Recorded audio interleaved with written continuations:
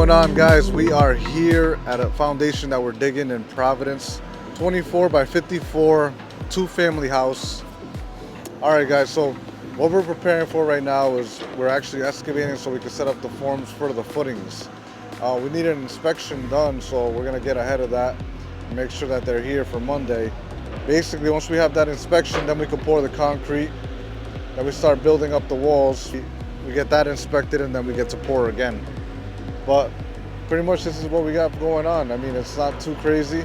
I mean, I say this because this is probably like our 11th hole that we've dug, you know? So, but other than that, I mean, guys, this should be a pretty smooth project, I think. Oh, gotcha. So that tells him where he has to dig to. Right there, that stake. This is the actual property line over here. That little dot right there. So what we did was we created an easement, a 1 foot easement, so that this lot over here, like basically grants this lot over here permission to have 1 foot of their property. Even though we own both properties, in the future, in case we wanted to sell one, at least we have an easement in place so that we can go ahead and sell them, and the easement will be in place where these people over here on this side won't lose their driveway.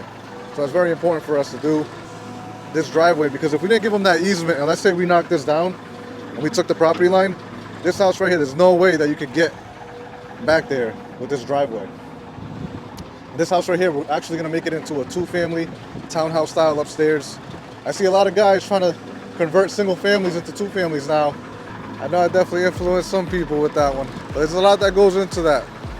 You gotta be very careful, that's all I gotta say. Like, you gotta be very careful. Make sure you know what you're doing and don't get yourself in trouble, because you can, quick. You gotta get familiar with the zoning laws and everything. Make sure everything's on point. If you underestimate and you run out of money, then what are you gonna do? No one else is gonna lend you money on top of someone that already has first position on the property.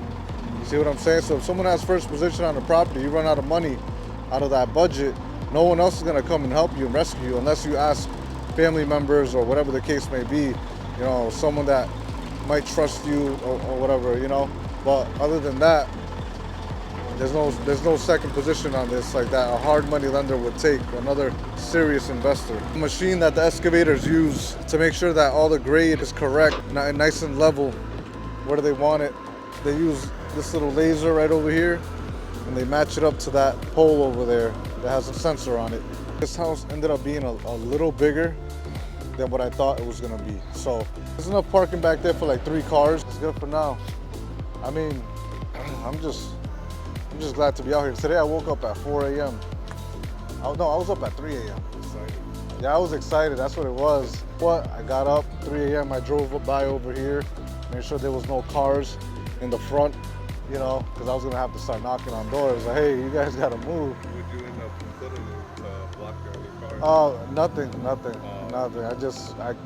I was supposed to bring a car over here to make sure that there was nothing there, but I kind of just forgot about it. I had my daughter, that's what it is, so I picked her up from school yesterday.